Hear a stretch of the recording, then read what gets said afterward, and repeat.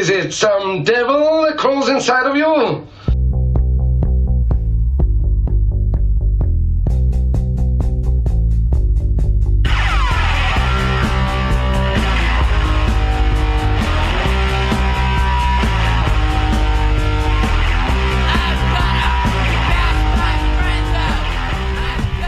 Hey, Bad Etiquette listeners, it's your boy Dallas Bronson coming in. Sorry. I'm joined here with my good friend Shane Marriott. How you doing, man? Doing good. Dude, really? was that dorky enough for you? Yeah. Damn, dude, you have a lot of fucking cool tattoos. I've known you for, a number of years here, and I don't think I've ever really paid that much attention to all these. Well, it's a big mess. It's a big mess. Mess of stuff. I think a lot of people think of their tattoos as like a mess.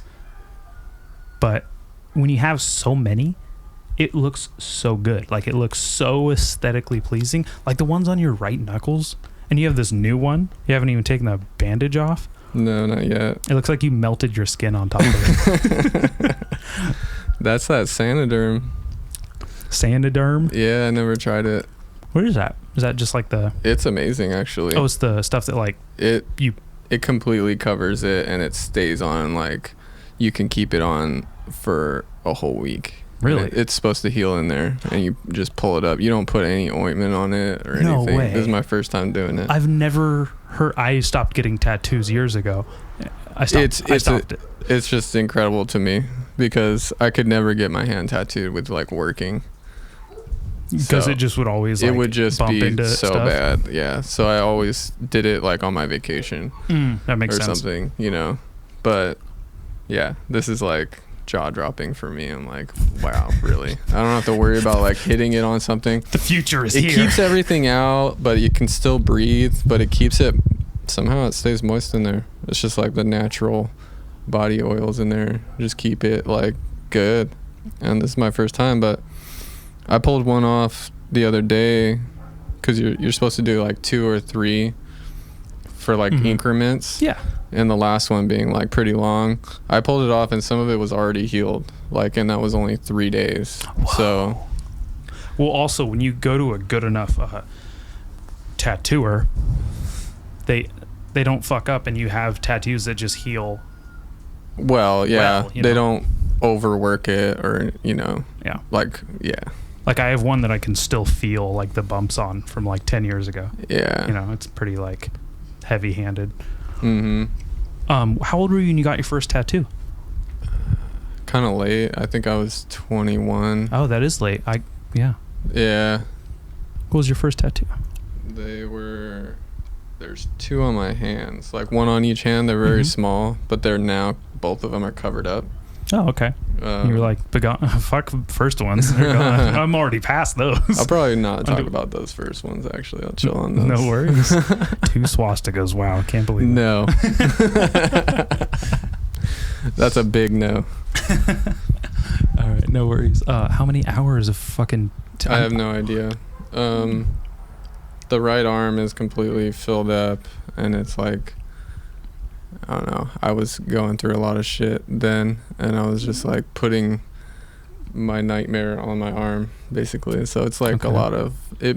It means a lot. And then I say it's a mess, and then I look at it now, like it all makes sense for sure. There's a lot of things on there that mean a lot. Yeah, like in no way do I look at your arm and go, what is all this? Like, I can see where the layers coincide and which tattoo is probably separate. Yeah, it was all spontaneous too. I mean, it was just like, what can work there with what I already have. So, but it was fun to do. But I hadn't been tattooed like that in like 4 years until last week or whatever, when I got this this peony. Yeah. What is it? It's a peony. Peony Flower with an eye in the center. Oh, there's an eyeball in there? That looks badass. I didn't even notice. I was just looking really at the fucking plastic wrap. Like, that was the cool part, but there's a whole tattoo there, actually. Yeah. Pretty bold with the dream catcher. You don't see those on a lot of guys. I know. I was like, fuck it, I'm just gonna. I like them. Like dream I catcher liked them a so lot at the time that I got it too. I had a dream catcher in my room for about 10 years, and like even past like the silly like teasing about them, and like I tease people about them too, and like white chicks and their dream catchers. But it was one my brother made, and it was like, this is for whatever reason means something to me, so it's staying. There's a stigma on it, but I think if you do it right, then you can. It looks cool. I like the skull on it too. Thank Really, you. really sets it off. It's definitely different than some. I'm stoked on it. I got it in Portland. Well, I went to Portland and like I've never been. I had I don't know. I just had like flyer miles for some reason that somebody gave me, and then like they were gonna expire, and so I was like, where could I go? I don't go anywhere.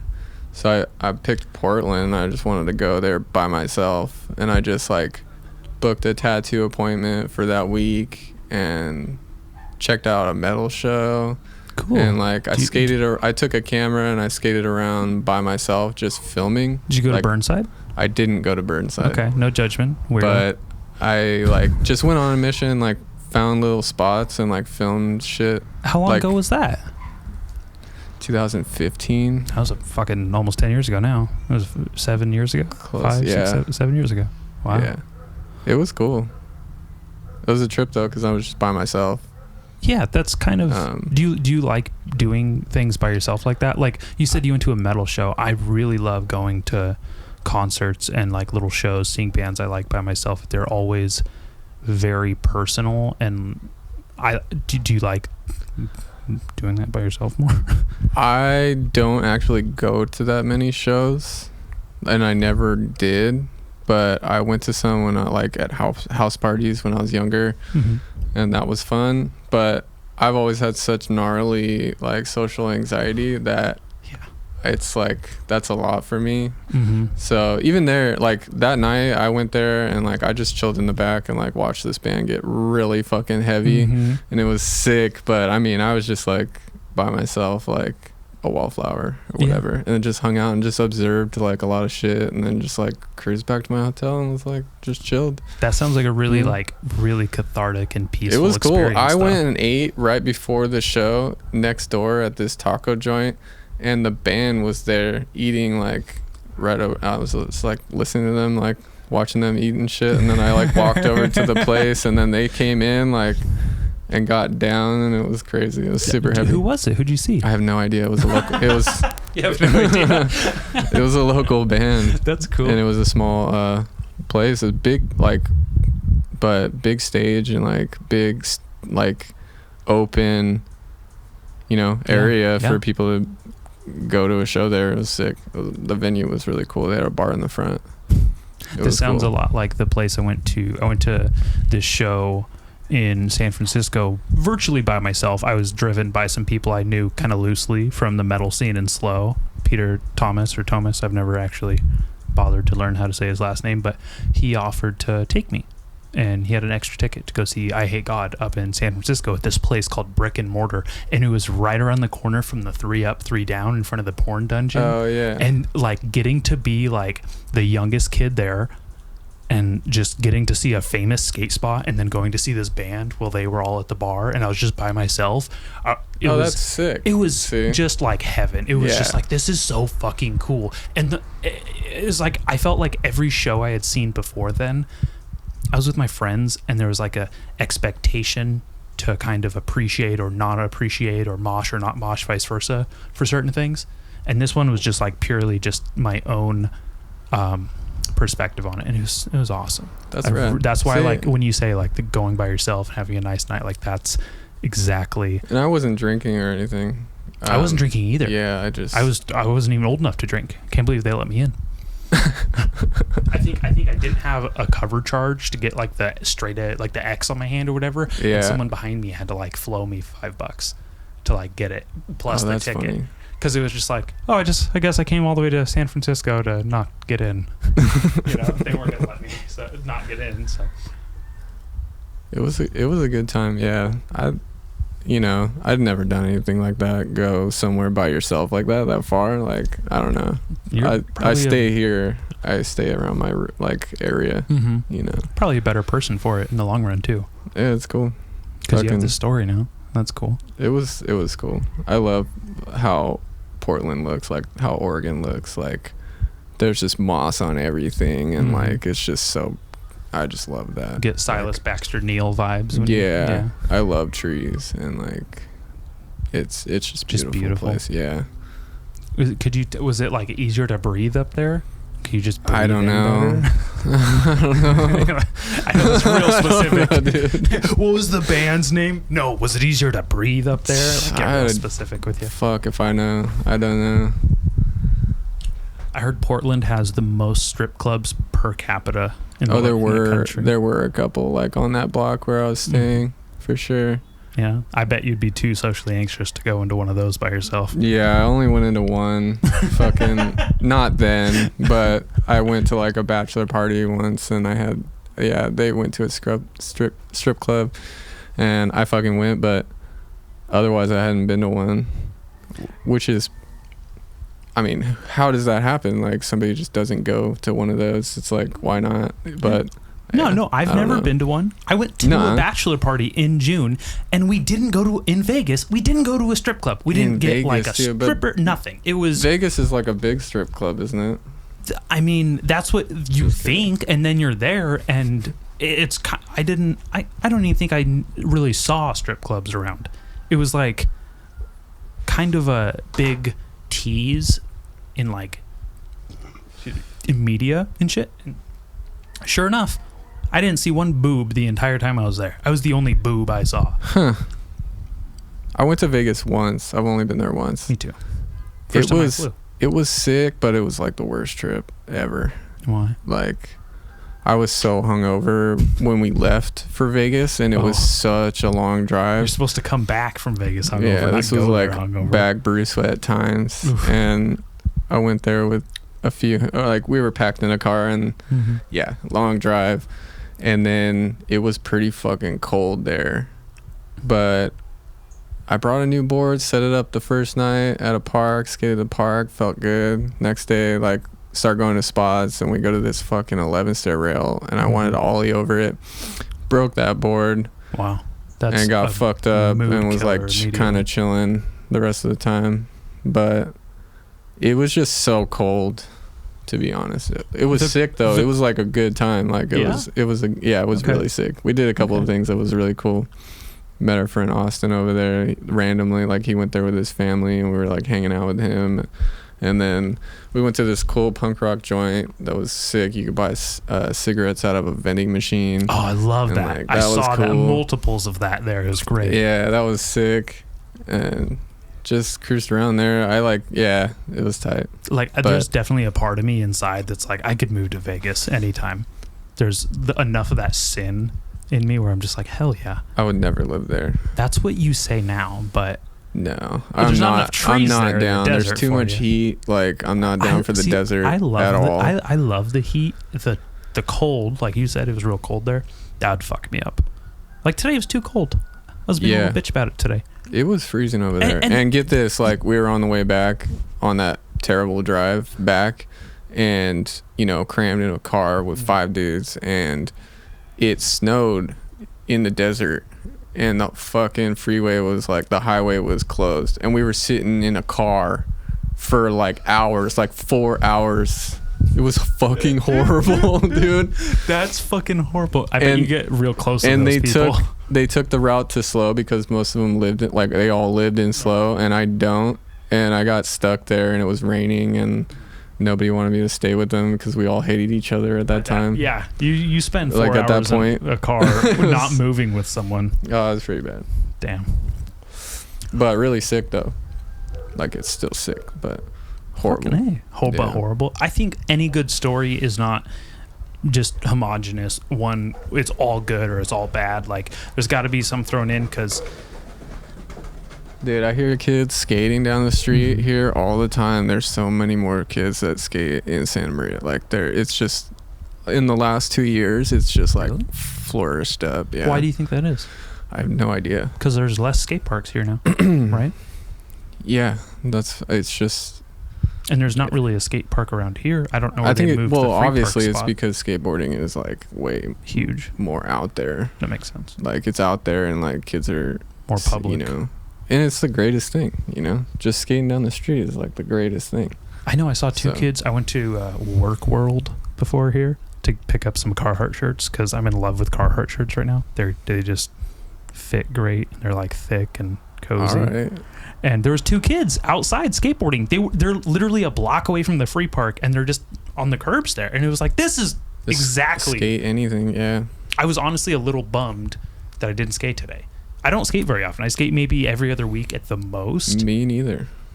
It's not that When much. did you start skateboarding? I was 10, How old are you now? 34. Okay. Yeah.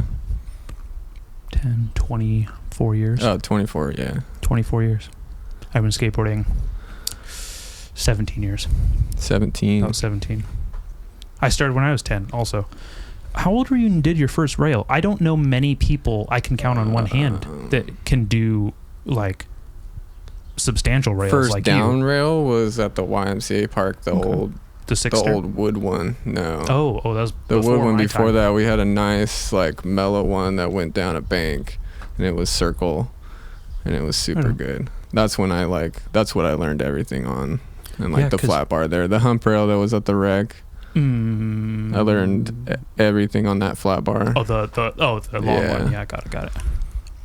Yeah, we Damn, all that's such a fucking trip. started there. Damn. I board slid that, and then but my first street rail was Elko, I've still Board never slid even been Elko. to Elko.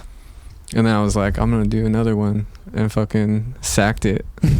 And there was this huge soccer like like all this soccer going on, like so many kids there, like, and these kids were like hanging out right there, and like I sacked that shit, and I was like rolling around in the grass, and they like came up and took my board, and like the homies had to like go get my board. They and took shit. your board? Yeah, They just like took robbed my you? board after I sacked Elko. What's going on in soccer games where they're just like, we didn't make the team, go steal a skateboard? Like that's Fuck, that's dude. funny. Fucking Elko. I want to go do tricks on that rail. I always see everyone skate it in these awesome videos you curate, and it's like a bittersweet rail, I understand. because you gotta go uphill Mm-hmm. and then catch your balance, Mm-hmm. And then go not be immediately going down. too fast to skate this tiny rail. You have to like haul ass to skate this tiny rail. Like you have to That's haul exactly ass up this thing. My favorite kind of skateboarding is little It's tricks, because it's a good rail though. I can't do And tricks it's like, for. it's always been there, and it's like we had that rail, and we had Patterson. We had a square rail down that 7 stair. Really? There's in a front square rail? Yeah, it was really good. That was my first I was gonna say I think that's long gone. first switch front board. Was on that little rail. Switch front boards. I just learned those within the last year or two, of like never doing very many rail tricks. Yeah, Just a flat bar. It's such a nice feeling. it Because is. James Brockman is one of my favorite skateboarders growing up. Me too. When you yeah. have favorite skateboarders, you absolutely like lend yourself to their bag of tricks more often he than you skates would switch. otherwise. He was like one of those influences for skating switch for sure. Yeah, who influenced your? Because you have a fucking amazing style. You have a really chill style, but you're doing fucking. I've seen you do like crazy ass rails. It's fucking beyond my comprehension. That I was too scared. My whole life I was like, I'm not going down that. It's I'm scary. huge. I break my board and the rail, and I get hurt. There's no way I'm there's getting out of this. See, there's a lot of those. There's a lot of ways it could go really bad. And like, I don't know. I looked up to Heath Kirchart. I watched him skate. Naturally. I loved like how fluent his shit looked, and like how mellow, like how loose he is, and like just like, and he skated rails and took like some gnarly slams too, and like just his demeanor too. I liked all of that. I The hear whole that. like the whole elusive kind of person, you know. Yeah, You're just no, like but it's a like- mystery. Yeah, you know? when someone is as cool as they could be, you're like, oh fuck, I want to be just like that. They're It so was fucking sick. cool. Yeah, he was like, it was cool. And then, you know, some other influences later were Arto, and Arto's big one. Sorry, you know. Yeah, of course. Like Sight Unseen, and then Sorry. But in there, I also, like, I think before that, I saw Misled Youth. And so that was a lot of rails and, like, a lot of gnarly shit. Oh, yeah. And then Yeah, and then See, that was a little earlier for me. That was earlier. By the time Dying to Live came out, that was like and I started skateboarding, that video was like 2 years old. I was just gonna mention that. I remember just getting the tape and like taking it home, but then I stopped at like Matt Appleton's house, and you don't know who this is, but those dudes that I saw skating the YMCA park before we were even like very good at all, like Matt Appleton and Mark McCracken and Adam Catrone and Mikey Betts, and like Matt Appleton lived like in between me and the mall, so like I think I got it at White Sands. Dude, White Sands, holy and White shit. Sands was like where the one way was when it was in the mall. God, I forgot. And all I about skated White home Sands. with it, and I like stopped at Matt Appleton's house sometimes because I knew he lived there, and I was like a little kid and shit, and I would like go look in his window and be like, "Oh, he's there. I'm gonna fucking." So I did that shit, and I knocked on the door, and I watched Dying to Live over there with him. It was funny. I'd be shitting my brains out. Sick video. Yeah, name drop tight. as many people because those guys one of those people will end up hearing this, and I can't tell you how good it feels to just listen and someone mentions you and go, "Oh my god, that was me," and it's like, this is real. Those guys are like validated. who I looked up to, and Matt Appleton had like really good style too. He was super good. Mike Timmons. That's funny because you're Mikey like, Betts, like I just remember seeing Mikey Betts like kickflip front board the down rail there in some like old schools, and I think like it was like this, I don't know, rally trip, but he was doing kickflip front board on it. Like he would just do it all the time, be like, "Dude, do another one," and he'd fucking do it. Like that dude is so good, and he's still like so good. I don't even understand. It was like a dream to like beat him and skate, and it would just never happen. It'll never happen in your life. Like I don't know if anybody's beaten Mikey Betts, let me know. Fucking I've heard his name a handful of times before. That was the only one I really recognized. Super that you good. Mentioned. I have no concept of who he is. He could walk right up to me. He was at the premiere. Really? Yeah, he went to the volume 3 premiere. Yeah. It was super he was rad. there. It was sick. I think Dan brought him. Wow. He lives there. He lives in AG. Sick. I was stoked. He was like, "Hey, dude, oh my god, yeah, really nice guy." What about this stage in your life? Do you have skateboarders that, like new skateboarders that kind of influence you or get you hyped? Because I've had a really difficult time moving on past like 2010. Yeah, because that was like the pinnacle of like when Slash was the most popular. When he had, and he's one of my favorite skateboarders. That kind of was like where I don't know, I dude. couldn't get past Bake and Destroy. As far Bake, I think to me like skateboarding kind of bookmarked itself for me when like Pretty Sweet came out. Oh, okay. I feel like at a certain point I like stopped getting influenced by other people's skating, because you kind of like come into your own and you just like you're on your own program. But I still watch everything. Really? Well, yeah, I try. I mean, whatever comes out on Thrasher. Yeah, and like that's a really good barometer. Whatever I catch wind of online and shit. I'm not like super in tune to everything. I don't know. I don't. Dude, I do know. I can't pay attention to everything. Skateboarding's this like endless, and like you said, it's even bigger, more popular than ever now. And there's people who are so good that will probably never mean anything to me because I didn't grow up in that window of when it's that important or when they can influence me. Because I was watching Ollie Todd videos because I was like, I love Ollie Todd. Like he has like his trick selections like super. Who is Ollie Todd? Have you ever heard of Ollie Todd? No. I think he used to skate for Stereo. I think he was in. I couldn't even tell you the videos he was in. See, that's why I probably just like so old. It's like early 2000s, and like just a tiny bit before. Well, I mean, some of the companies like didn't catch my eye as much, and I didn't pay as much attention to. So You know, I don't know everybody's name. I don't know everyone's name either. Yeah. It's just a rando. You know what I mean? Some people could tell you everything. Yeah, those people I love. I love being around those type of people because they make me feel like I was slacking when I thought I was like a big nerd about it. Then there's other skateboarders who were like still kicking ass in like old man stees. Like Chris Markovich. He fucking rips at this Florida park all the time. And he's just hauling ass, getting his ass kicked. Dude's got to be in his 50s. Fucking blows my mind. Duffel, love Duffel. You know, he's not doing Rowley, the kind of tricks he does, but they're it's both still doing pure stuff that's like, you know, more creative and shit. Like Duffel was a huge influence on me as well. It's so cool. First pro I met, you know. It's so cool, like seeing his new company and stuff, and like it just seems so good for him. It's pretty cool to see. He seems like he's in a good place. Yeah, it's great. And having more fun skating too. Mm-hmm. I've been trying to do like a little bit of that, like skate stuff that I didn't skate, you know? Yeah. And I can't take any fucking crazy slams or anything anymore. And I got all this responsibility. So I can't I can't get hurt, it feels like. So I've like toned it down. And I think the biggest thing I skated was like an 8 stair. I think I keep it, that's what I'm supposed to do, is to keep everything lower than 8. That's a good. Not do it often at all.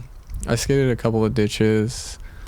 That was really fun. I love ditches, bank spots. It's my feel like never could really skate them very well. Me neither. But to me, it's like that's where I want to skate. I want to skate on a little bank, a little. It looks sick too. It's my favorite style of tricks get executed on these things. It's like I got a line. I've always wanted to do a line at this spot because my family's cabin is up in the canyon outside Lopez Lake. Okay.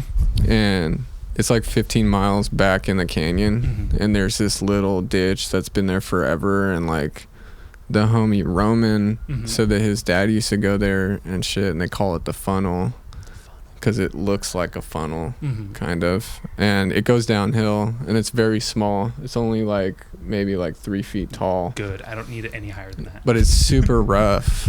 It's like super rough, but it's on the way to the wheels though. 56. So those are big wheels, Shane. They're decent. They're fucking big. I've never gone above 53. Well, I ride 875, so it looks. That's how that's what looks good on it, and that's what feels right. I like doing flip tricks too much to keep it at 875. Mind you, all of my skateboards in my truck right now are 875 and bigger. But what I'm saying is I think I just can do tricks better when they're a little skinnier. Like 8.5 is as big as I should go. But yeah, I did this simple line at that spot, and it was like going downhill, and it was super rough, and Roman filmed it super good, like chilling. Like it's just like a canyon, like with oak trees and like a big hill and with a bunch of rocks on it, and it's just like, where is this? It looks so cool, you know. I want to go skate there and get film lines. That's crazy. I saw it after it rained this year, and I don't know where the parking block went. Like I looked for it. We can steal but them. There's this parking block that I did the first trick on in the line is like gone, and I'm like, whoa, what the fuck? You fucking, it was just like there. John Alley'd that shit or slashed that shit. It was all no, dude. It's just disappeared. Like maybe it washed down, but I feel like I checked or somebody stole it. It's just super weird. Or I'm just out of my mind and it's there and I just don't even know. I don't know. Nah, I bet you have a pretty good, like, especially when it comes to spots, because I'll be driving just past somewhere I haven't seen in years, and it's like, oh yeah, there's that like 3 stair, or like there's that little like bank to wall that like I've always thought about skateboarding. Like I always know it's there. So like if something's not there, you're like, well, I guess it's gone. Yeah, like your brain knows for sure. I went up there to film a fire because I try to do that like every time I make a video. Oh really? And I have footage in it. Yeah, I try. Like film a campfire you build? Yeah, I filmed a fire at the cabin because we have a cabin up there in the woods. What do you mean? Like you got this B-roll cabin, like campfire footage? Yeah, so like my footage starts out, and like I have that line there up there at that spot that goes like right down to the cabin, you know. And this was in volume 3? Yeah. I gotta peep it again. I have the copy sitting at home. It's just a 3-clip quick little intro thing that just my camera is just sitting on my board right in front of the fire. closer up, and then a fisheye of the fire, and it turned out really good. I really love the colors, and what's cool is in the line, it's got like the same color scheme too, and the orange from the fire. Like I actually had a slave board, which is there's one right there, and it's got a bunch of orange on the nose. Green one. Yeah. It's super good. I had like 3 of them, and the nose is orange, so the first trick it like comes up and you can see the orange real good, and I was like, dude, the whole color scheme is like the same. Really pulled through on it was really cool. But I went up there before sunrise. I left before sunrise, and this was like that's a mission. Right after Christmas. That's some freezing. Fun dedication right there. Below 30, and it was freezing cold, and yeah, I just made a nice fire and enjoyed the fire for like an hour after I filmed those 3 clips. Hell yeah. Just by myself. It's sketchy out there being by yourself. I mean, why is it sketchy? Bears? It's not sketchy, but it just feels, because you're out in the woods by yourself. A little isolated. Yeah. Are you getting kind of cold? Do you want to close your door? I am getting cold. I have jackets. But I'm all right. I'll make it. Okay. What if I got cold? Would you just make me leave that open? No, we could push pause or whatever you want to do. I'm just making sure. You were talking about how cold it got up there. I got a heater right there. Could run the heater. Oh, dude, how nice are these things, right?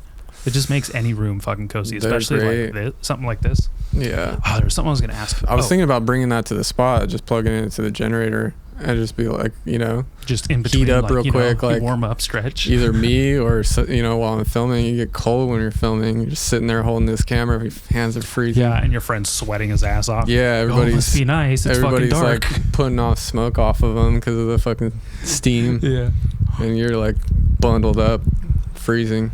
What? How does someone get a hold of you to go film? Usually, I've really had no one's ever really filmed me. I had like I actually got one clip in that Fuck Your TV. It was a clip Adam filmed. It was that meant the absolute world to me, but then it also showed me. It was sick. It was the wall right at the Broadway dish. Yeah. Grab off. Mm-hmm. And it made me realize, like, oh God, like I haven't even bothered anyone to go filming in so long. It was like part of me was like super fucking stoked because it was unexpected, but it was also like, come on, Dallas. That's all you got? That's all you did? I usually film because I'm doing something. Project-wise. Like I'm like doing something. So it's always like certain people. Mm-hmm. And like, yeah. So You're then like... I don't make the cut. You can say it. Shit, it's okay. It's like... Yeah. No, it's just a certain, like whatever you're doing, Yeah. But like just going and filming with everyone, I don't really... Dude, I don't have that much time. That's another thing about this video that was like, I didn't have that much time. It was like the fact that it was even whipped together and everyone got those tricks at Barbecue Land. Even was so fucking cool. It was only 7 months of filming, really, and like I only really had Saturday to do it. But that's what is that? That's fucking 28 good. Saturdays almost. So it's pretty good. It was cool.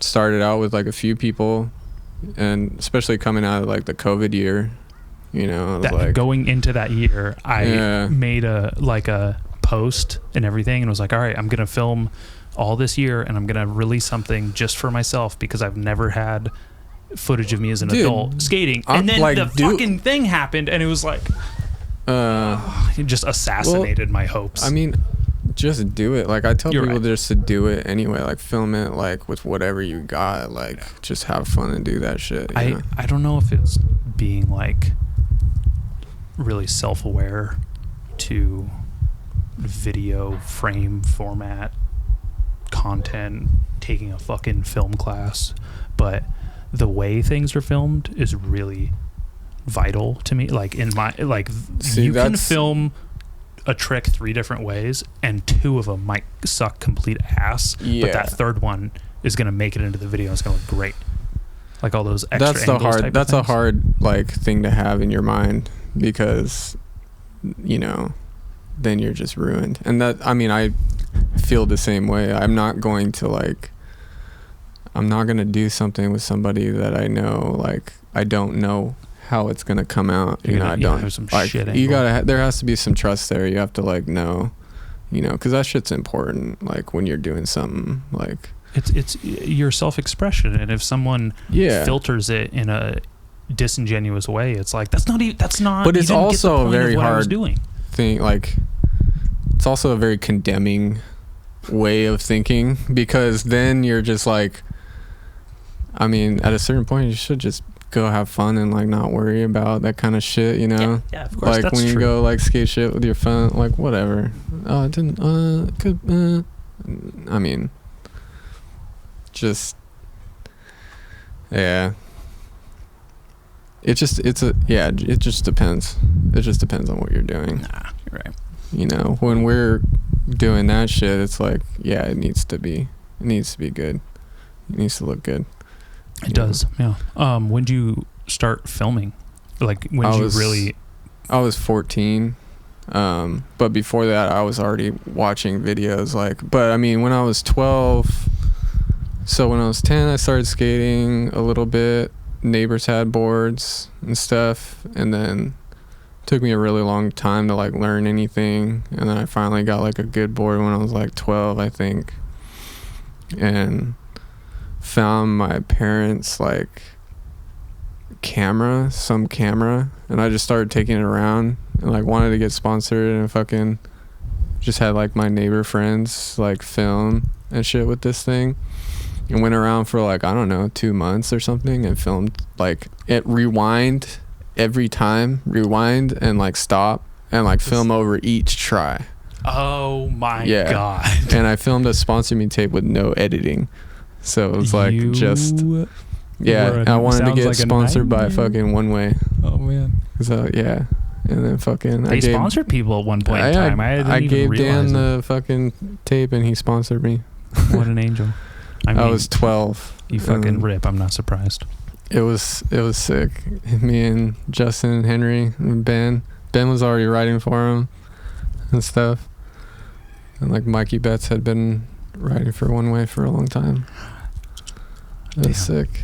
But then after that, like I was watching videos, you know, being in the shop, like going out to Orchid and hanging out every weekend after school, like staying out there and running around Orchid and stuff. Like I got a camera one summer.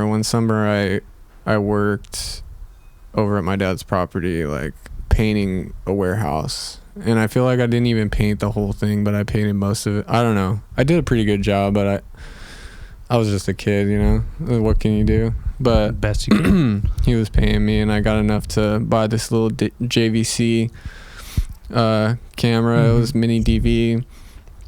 And then I started looking into baby death lenses, because I was studying videos and like pausing it and looking for like moments where you could see the filmer and see like how they were filming, like how does this look like this, and then just started like researching fisheyes and trying to find out what fisheye they used and like all this, you know, and there was no information out there. Yeah, that was fucking It was early you catch skateboarding. like a B-roll angle of somebody filming with a light, and you're like, oh shit, this is gold, you know. Like write that down. It wasn't as accessible as it is now. Well, and now people can film on their phones, and it's just like, Yeah, and you can put a lens on your phone too. But yeah, I researched that, and then like found out they made a baby death and got a baby death lens. It was like, never heard of baby death. Is that death lenses? That's the version. Was the baby death lens? Just yeah, it was a fisheye Okay. made with a smaller screw mount to go on a small camera, handheld camera. And then my dad actually welded me a handle that had a screw on the bottom that screwed into the bottom. Fucking way. And so I had a handle and a fisheye when I was 14, running around Orchid, and we were filming. We called it the putt-putt camera for some reason, because it's just, I don't know, the putt-putt. I don't even think I saw a fisheye till I was maybe 16. It was sick. It was before anybody made a handle that wasn't on the camera already. It was like, but it was metal and it was heavy. They ended up coming out with then Garrett Hill had a company where it was literally just handles. That was and shit. way later. I know, but still, I'm just saying, like, this was handles like, were not around. I don't know. Oh, I was 14, so that's 20 years ago. And it was sick. It was cool because it was metal and it added weight, so like there was actually some weight to it. It wasn't just so shaky. Yeah, I didn't even think about the stability factor. Like I was practicing at the park, just filming everybody and shit, Never did anything with that I footage. was gonna say, do you have that footage? I somewhere? don't Probably have don't. anything from before we were like 17, 18. I don't have any That's of like that. when it started to get really good anyway. We like You're switched yeah. computers, and I like, when you're young, you're like, oh, I'm over all this shit. I don't want to see this. Yeah. And you just get rid of it. Exactly. And you're like, later, you're like, damn. So all you kids out there, fucking hold on to your shit. I have an entire Baker Death Wish demo in Bakersfield that's just gone out of my memory because all the videos and photos I took were like on this digital camera, and it's just I like uploaded it to a computer, gone forever. That's just life. Sometimes you know, lose stuff. And It's true. but I have a bag and a shoebox full of tapes from those times, and I don't know if they will play or anything, but maybe one day. I don't have time for it now, but nor do I have a camera that I want to put those tapes in. I'm like, What do you think is gonna fuck the camera? oh yeah, dude. Really? Mm-hmm. I use that shit I still use my little handy cam for capturing. So the only tapes that are going in there are coming out of my VX, and that's it. Like, so you don't want to fuck jeopardize that up. that. Not happening. Got it. They become more rare too. You know, finding like working ones. They don't make them. Yeah. So then filmed with that for a couple years, and then got a VX for my birthday one year. You're supposed to get a car when you're 16, but I was nowhere near driving. Oh, I didn't get a car until I was in my 20s. Yeah. I was irresponsible. Same. But same. got a 1000 and started filming with that. Didn't have enough money for a lens. Those were $800, you know. Yeah. Had a friend of a friend who would let us borrow it from time to time. So it was here and there. Yeah. That here and there is like a lot more. See, I was such a brat about things. I wouldn't even tolerate the here and there type of things. Like if someone's like, oh, you can like borrow, it's just like, don't even fucking bother. Just like I was just such a grouch, such a little brat. So yeah, me and my friend Colby Bystrom used to film on his little like digital camera, like photo camera. I don't even know what it was. Yeah. Literally. And he used to mark the footage, not even knowing what it meant. Like, because it was digital, we just fucking delete it and then save the good ones, all the slams and stuff. So we'd put our hand in front of the lens, just like, got it. Yeah. Not even realizing not even realizing that whole thing. Yeah, because I remember I was showing Adam old footage, and he's like, why is he doing that if it's a fucking digital camera? Yeah. Well, I mean, they still do it, you know, mark the clip after, so it's easy. It's funny, I was doing it on my phone this weekend. Yeah. My buddy was doing this boneless tail slide, and I was, instead of doing like 39 clips, I was like, I'm just going to film a 5-minute clip and then mark it so I don't have to go through and delete all these things. Yeah. Because the phone's really nice. Yeah. I was filming Scotty recently on my phone, and I hate my phone. That's probably why I was like not marking it. I just hate filming with the phone, but like I like to do it sometimes. And I wasn't marking shit, but I mean he did like a bunch of the trick that was like sketchy or whatever, and I didn't mark any of them. And at the end he was like, oh, just send me all of them. I was like, fuck you, dude. 49 dude. 1 gig later, just here. And then I was like chilling and I did it, but like, then you just now I mark my phone clips because you mark them with the hand. Yeah. I think I didn't even dawn on me till this last weekend to like film one long clip and then mark it and then just chop it up at my leisure. That's a pain in the ass though. It is, but I'd rather chop it up, save as a new clip, and then just import it to a clips or movies. You know, that actually isn't so bad. You know, a little more. I was thinking like on the dry. computer, like cutting it like that. I don't even that's have. Yeah, well, if it's on an iPhone, it's like I don't have to have like an Apple computer to even like edit it easily on there. Oh yeah. I've never made a YouTube video in my life. I have no idea how any technology works. I didn't know what a VX1000 was till long after I was definitely not getting sponsored. You know what I mean? Where it was just like, those dreams were dashed, believe me. Like by the time it like took a lot of like, they keep saying VX1000. I think is that Beagle's camera. That's what the cameras they use is, right? They all use it. Okay, Zero still uses it. All right. It was such a like a late. It was like I knew such useless trivia, didn't know the useful stuff. Like, hey, what kind of camera do you use? Great that we've been able to keep it around, because I don't know, it's just timeless and it looks the best. It does look the best because the HD videos look kind of like too clear, where it's taking some focus away from like the beauty of just a trick. You see too much. Yeah, it's like there's a lot of cigarette butts on the ground. Oh, he did a fucking varial heel nose blunt. Got it. Whoops, missed it. Slow-moing the ground before coming up to the face, and then. But hey, nothing wrong with that, dude. You know, doing something different is cool. But I'm really terrified to know what skate videos are going to look like in 10 years. Especially just in the... There's still going to be VX videos. Think so? That shit's around. Yeah. And then the devices that can record instead of tape. Yeah. I feel like they should... more accessible. I wish somebody would make a good one, because mine's good, but it took a lot to like make it good, because I don't know. It didn't come with like the best drive in it, so it went out. They go out, so you gotta have. I had an SSD put in it, so now it's like it's not working as hard, and it like uses less battery, and it has more memory still, but it has way too much memory for me. I think it's like 6 hours or something. Like, when do you usually max out? Never. No. I mean, like when you call it, like, okay, this is as much as I want to fucking go through. What do you mean?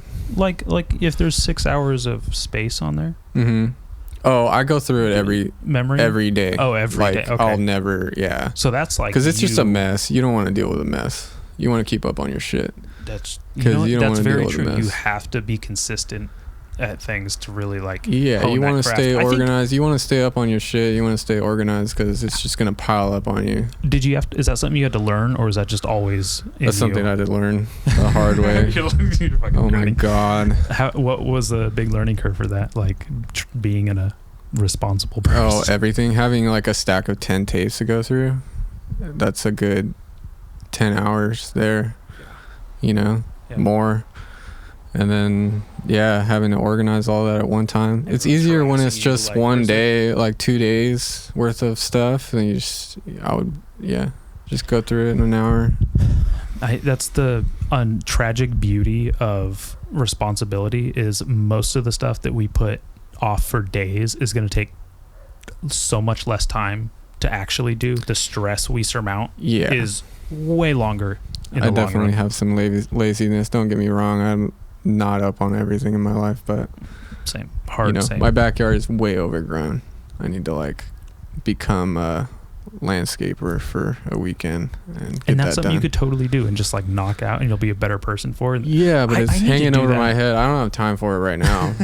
But you have time for this podcast though, so thank you. I really appreciate it. I have time for this. And how cool of it that you reached out to me, because I asked you 2 years ago. 2 years ago. You told me it was 2 years ago, and I didn't think it was when you had your 2 years ago. wrist, I believe, or something.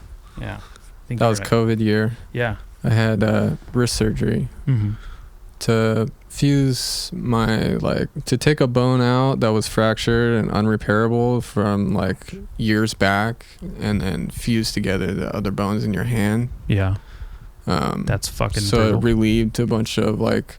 I had gnarly arthritis and like, zoinks. No cartilage right there and shit. It was super painful for like years. And I finally got both of them done. Really? Yeah. So your hands feel good.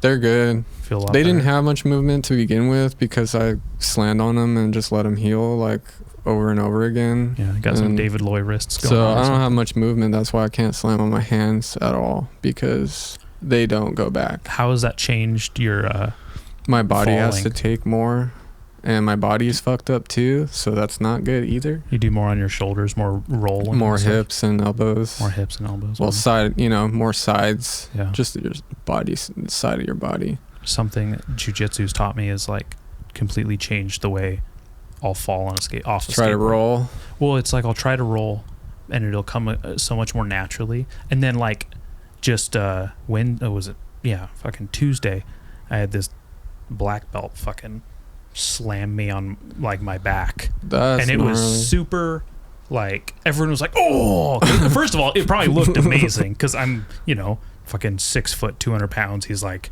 170. And this he lean guy just over. flipped my ass right onto the ground. And without skateboarding, that slam probably would have sucked. But it's like, concrete is so much more unforgiving than these blue At mats least you with ball felt sweat on something similar. yeah, whereas like Gives this you is like some- the slams we take in class is so much easier than it's ever, like when you ollie up something and you clip and you slam up something, fuck that. Or like you slip out on something you should have rolled away from and you just smack your hip.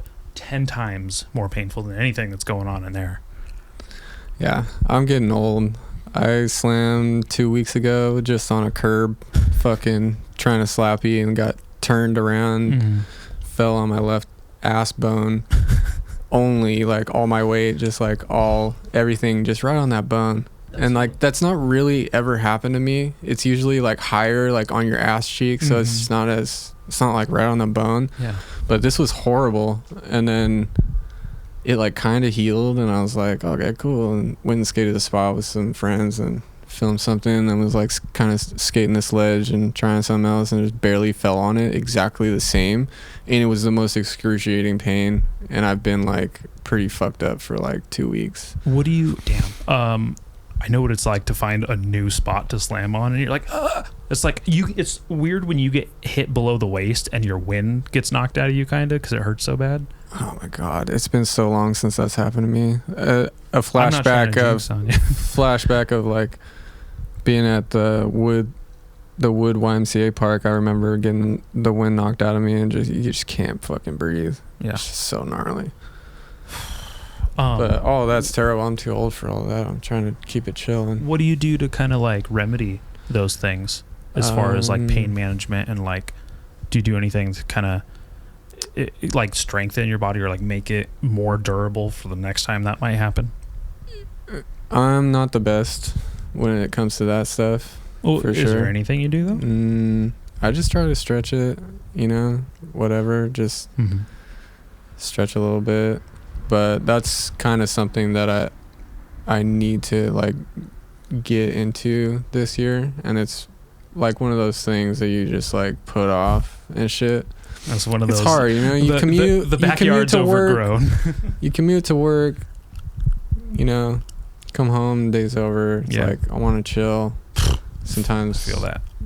Going and working out isn't like the most appealing thing. Not at all. But I'm trying, like, here shortly. Try to, I'm taking this year off. I'm like not skating that much. I'm not filming a video this year. I'm going to try to like quit smoking because that's fucking terrible. How long have you been smoking? Fucking 24 years, as long as I've been skateboarding. No, like 17 years. That's a really long time. That's still a pretty long time. Yeah, I don't feel horrible from it, but it's gonna come up on me. I know it. Things are gonna start getting harder. And I heard once you've quit and haven't smoked for 7 years, your body regrows and recovers totally from it. Yeah, that's so I just need to fucking start that. But it's like hard to start that. But I couldn't even imagine what I just need nicotine some. For me, like I have to stay away from people for a while and like just kind of keep to myself and focus on it, because it's hard for me. Some people it comes easier to like overcome something like that, but me it's like harder. Is there something else you've overcome that you could probably like parallel that to, that you could maybe easily help motivate yourself? Yeah. But it's just, it still doesn't help for some reason, because I'm so selfish when it comes to smoking. I just like it's like we just like the one last thing you got. I just like it, and I'm just so used to it, like dealing with things with it. So it's tough. I quit for 6 months. How'd that feel? A while. It was great. I started filming Fuck Your TV and wasn't smoking any cigarettes. Well, I was smoking weed, but then like 6 months in, I had one on a trip, and then just you're like, oh baby, I'm back, dude. Yeah, that's how it happens. So I mean, at least I have that to learn from. But it's been a really long time since I've made a run like that and like tried. I tried in September, had a couple weeks, shit got kind of hard in my life, and I was like, broke down. And then I had to work an overtime winter for like 2 months. So I was like, I'm not doing There's this no right way now. I'm quitting now. I'm looking towards February, January. There's a really well-renowned book I've heard that people use to quit smoking, and Is that the one that Blair shared? Did you see that? it might be. I can't Blair tell you who? the name of it because I'm terrible with names. No, I can't remember the goddamn name either. But I wouldn't be surprised. Also, I don't know who Blair is, but it could. Sorry, Blair. There's a book, and I've heard about it for a couple of years now. And I want to say it was a female comedian. They hate that word, female. It was a chick comedian, whatever. Yeah, I don't know, but yeah. And she said that's how she quit smoking, and it was also really helpful. It helped her quit her phone. I mean, just the act of reading probably does a whole lot. I definitely picked up a bunch of things that I was just doing instead. Like have a glass of water. Fucking have a glass of water. Like with just smoking anyway. Think about something else, like it's kind of brutal for a couple months, but it gets better. And then you think you're on top of the world. Oh, I'm going to have one. And then you're back. That's how I kind of feel with drinking a lot of the time. I always take October off. That one took me a long time to like get over. I had a problem with that shit. It was I don't know many people who don't eventually have a problem with alcohol. It's a slippery slope there, but it's cool if you can do that. Because you think about your 10 funnest times with alcohol, and you think about your 10 worst times with alcohol. Most of the time, like the pros are going to beat the cons, because it's like, oh well, I don't even remember what throwing up. Like I had that so being many hungover horrible like. things like that I could look at and be like, I can't do this anymore, and it just didn't happen. It just like didn't matter. Yeah. There's tons of people that like hit the lowest of lows and then just keep doing the same shit.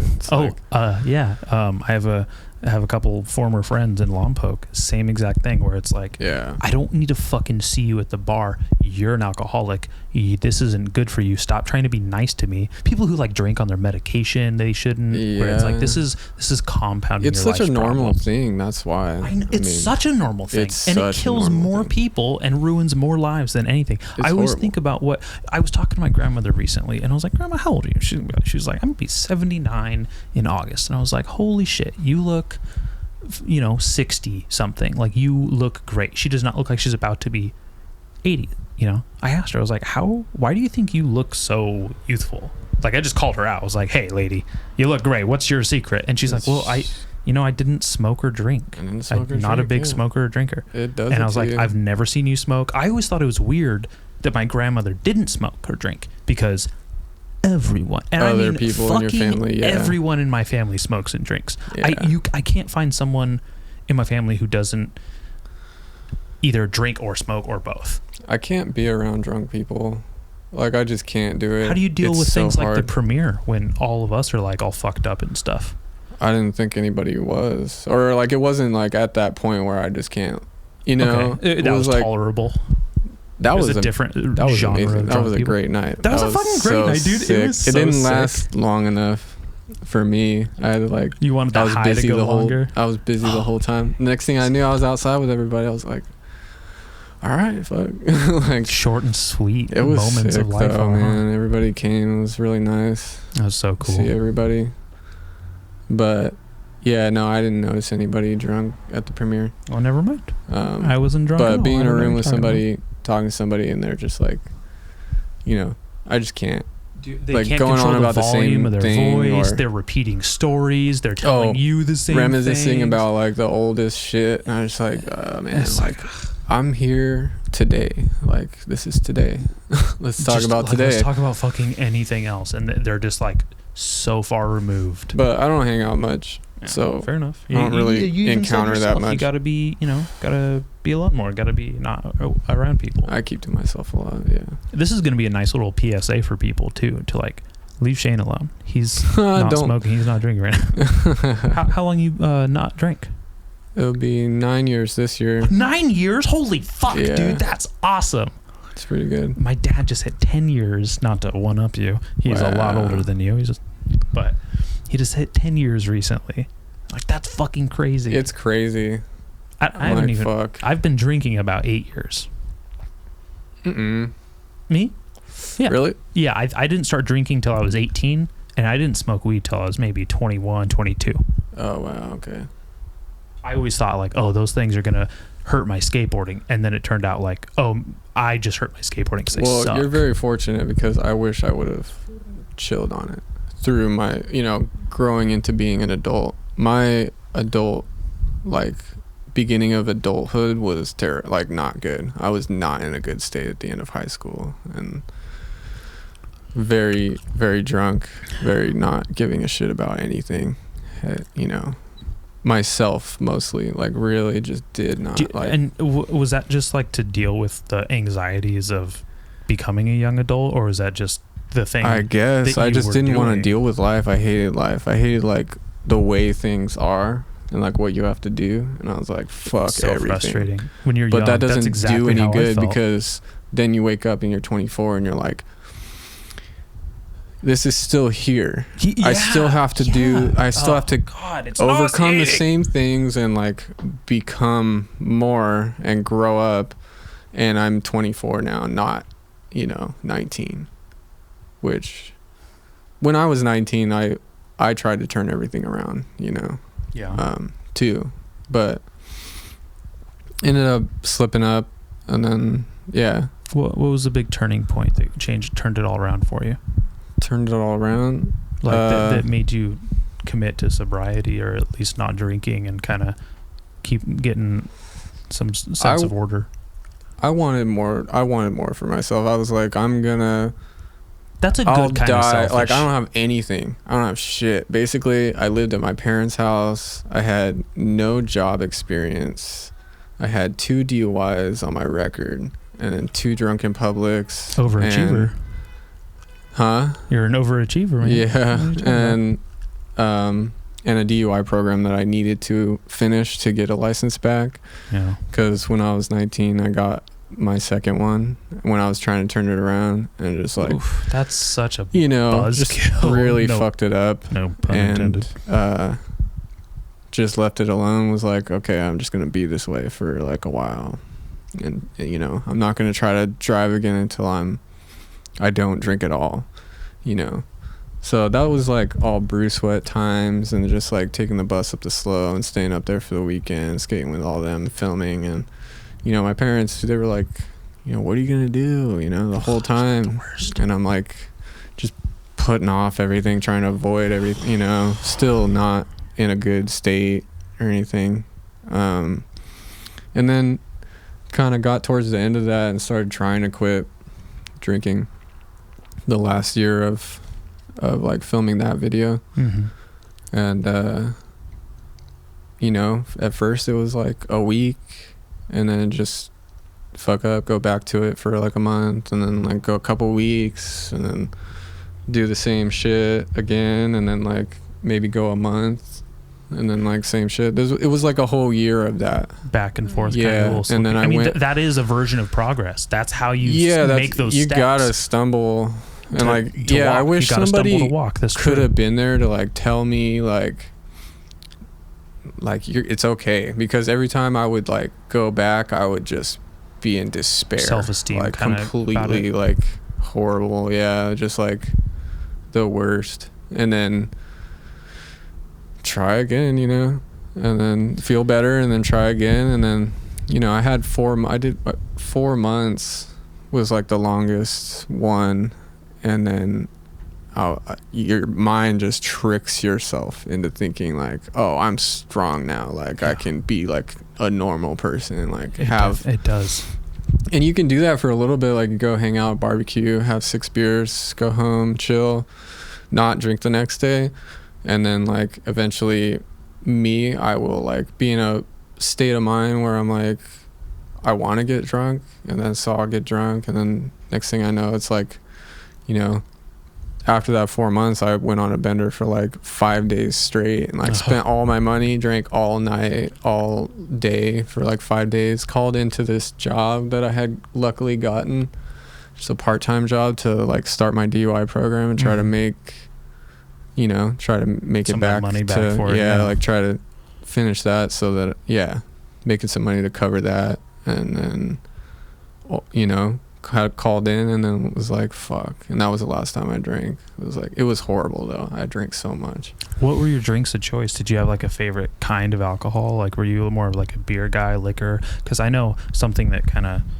I liked everything at one point in time, you know? Yeah, it's like yeah. you have different types of drinks for different phases, yeah. occasions. You fucking have a Corona in the summer, you know? Yeah. But we would always drink Pabst, and Yeah. I liked IPAs at some point. And then, yeah, just any liquor. I don't know. When I started drinking, it was really late, and it was everything. It was like, I need a little bit of everything, because it all is going to be different to me. Yeah. And it took a whole lot of fucking experimenting to find out, like, I think I just like these types of alcohols and vice versa. Mm-hmm. Well, 4 months into not drinking again for the last time. Yeah. I wasn't smoking weed at that time. It was kind of weird. I was in like, for a couple years I didn't smoke weed, or a year or something. And then 4 months in, I started smoking weed like religiously, like all the time. I latched on to like other things to like get me through, which was cigarettes and caffeine and weed. Yeah, you replace the addiction with something. Yeah. And I went heavy on all of that, and I didn't go about this like the best way. So anybody going like, you know, through that shit should really seek like some counseling and talk to people. I didn't talk to anybody. I fucking white knuckled it through that shit. That's but I would be like crying my eyes out, fucking perseverance. hauling ass around town on my cruiser, like because I like wanted to drink so bad, and I was That like, anxiety I was comes blasting up. music and Yeah. just like, yeah, just haul ass around town to like relieve all of that and like go home and fucking smoke and, you know, chill. There's just times in life, you know, I was in a place where it was like I had nothing and I was nowhere in life, but like I look back on it now and I shouldn't have like been so hard on myself, you know? It shouldn't have been so bad in my mind, because I could have enjoyed that time. I'm sure you enjoyed some of it. I did. Maybe got to like the way you look back at it could because change. that was when I started skating with Fat Pile, and like when I was early stages of like trying not to drink and shit. One of my next Adam questions. would come into town, he would pick me up, and fucking we'd go around to VX, and he would film me, and I got clips. That was when like I got like clips for like solo things. Did like a couple solo parts just by myself, because I wasn't skating with any of my friends that I had skated with. Do you have those parts and stuff on like your YouTube or anything? Are those like accessible? It's all on my Vimeo. Oh, your Vimeo. Okay. Yeah. I like Vimeo a lot. Yeah. Right So on. like everything that I've done, like Badass. the Okay. monument videos in there, it's got separate parts, and then it's got the Bruce Sweat like trailer and like a couple extras parts from Justin, and then the Bruce Sweat parts separately, and then it's got like a montage I did after the Bruce Sweat video, and it's got my 3 solo parts that I did like in that time where like no one was really around that much, and I was skating with Fat Pile, and they were doing their own thing. How did you meet those guys? Fat Pile? Yeah, how did that connection come? I mean, obviously in skateboarding we all just kind of like show up at a spot one day and you're like, oh, what's up? And then you see each other. I went to high school with like Paco. Uh-huh. Paco was there and skating in front of Santa Maria High. And then I can't remember when I met CJ. I met CJ a little later than that. I think I went to a house party at his house, but I probably met him before that.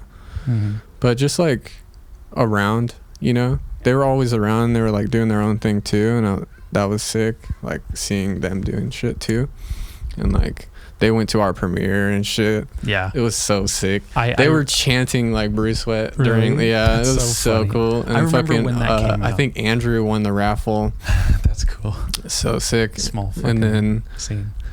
Yeah, I think the year after they were finishing their video, I thought we were bros. Yeah, I thought we were. Yeah, bros. Yeah. that video is sick. Can you hold that thought right now? It looks like my light's on in my truck. It is on. It is on. Son of a bitch. Hold on here. Dallas is gonna go turn the light off in his car. Make sure his car's not dead.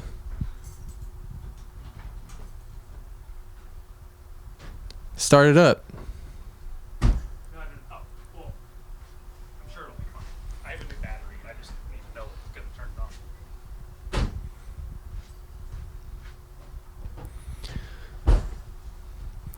Man, we're getting deep here. I don't know. Fuck. That's this one. Oh, there you go. Oh yeah, I'm stupid. Obviously, it's not dead because the light's on, You know what? I didn't even think about that either. and it's only been like an hour. Fuck. It finally got dark enough for it to be like obvious that the light was off. Uh-huh. On the whole time. All right. Sorry. Excuse me. So, I thought we were bros. You were saying? Yeah. Sick video. CJ's part in that video is so good. I started skating with them after, like, right around that time, and then after that, like, they were filming some HD footage, and then I would just come out and like have my VX and get clips like on that. And like better VX. I was so I'm still so thankful to like have been able to go out with them, because they made my life so much better, like by just being out there and like welcoming me in and like being like, fucking come skate, you know. Just like, because no one that I skated with was around. It was kind of like it was a really sad time. Yeah. I was like, for like 6 months after that video, I was like, fuck, like what am I gonna do? Like I have no resources. Like started skating with Fat Pile, and like, you know, they're all just burning weed, burning blunts like no tomorrow. It took me it took me maybe 10 years to realize that I was just getting contact high all day in Adam's car with you guys. Like I would come home and I'd be like, oh my God, it's so weird. Like, why do I feel so funny? So and much. I would have like anxiety, and I didn't know what that was, because I didn't have anxiety about like things growing up, or at least I didn't identify it. Mm-hmm. I just thought it was just didn't want to be here. I was grumpy. Yeah. So I would just have like panic attacks when I'd get home, or like when I was getting home at the end of the day, because I'd just been smoking in his Smoked car, out. secondhand, the whole time. It was sick, dude. Oh, But yeah, so thankful to like for those times, like, because I was in a really shitty place and I was trying to get somewhere. it sounds like it got you somewhere. It got because somewhere, you were yeah. in a shitty place, as you said. It just worked out. I just And- kept trying to do the right thing, you know, like, okay, you know, but like I'd be losing my mind sometimes, just sitting there like, how am I gonna do these things? Like, how am I gonna get a job that will actually, like, I don't know, support me? And at the time I had a shitty record too. I just felt like, in no work experience, I felt like, and my communication skills were not there. Like, yeah, I was like cut off from the outside world. It's just in this skateboarding world, and like that was it. Yeah. Like I was just like, that's it it. can This be is who I very- am, and like this is what I'm becomes about. very and this is all I do. insulated and very Yeah. alienating. And I think not enough people talk about those types of experiences you have when your friends leave, when they start fucking off, and then you don't get to skate with them, or they something bad happens to them, or you're no longer with them. And I went through like several stages of this growing up, and I think that's what kind of really derailed my progression. It was really good because I had to get skateboarding. away from everyone, because, you know, everybody drinks. bad You know, for you? no, everybody drinks. So Okay. it was like early on, I had to be away from that. Like I couldn't hang out. Like Mm-hmm. I couldn't be around it. It was like too triggering. And then eventually I would start coming and like hang out with people for like an hour, Mm-hmm. smoke a joint or something, and then kind of get in my head and be like, okay, I'm gonna go, you know, fuck. But just a little, you know, like anything, you got to do a little bit to like grow. You know, you have to grow in little steps. Yeah, like we said about the stumbling. Like you have to stumble to walk, and you do those little steps, and they really add up in a very cumulative way, and they become the foundation of who you get to become and who you persevere as. That brings me back to like not being so hard on yourself, because all that time that I was like, you know, I could look back and be like, damn, like I wish I could have like gone to school or like done better, anything. But like I'm just sitting here wasting time right now thinking about that, because that's not going to change, you know.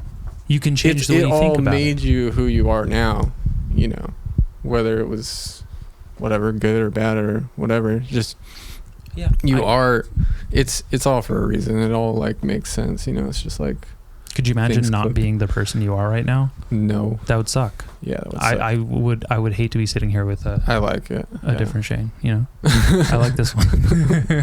It's fun. You seem like a really fucking rad person. I wish I was filming a video this year, but I'm like, I really need to. Can you do it secretly? No, I can't. Okay. It's always secret. I noticed. It's always a secret. Because every time I'm like, they were filming? Just to let you know, there's nothing going on. I know. But I'm excited. I'm excited for like Dustin's video. Mm-hmm.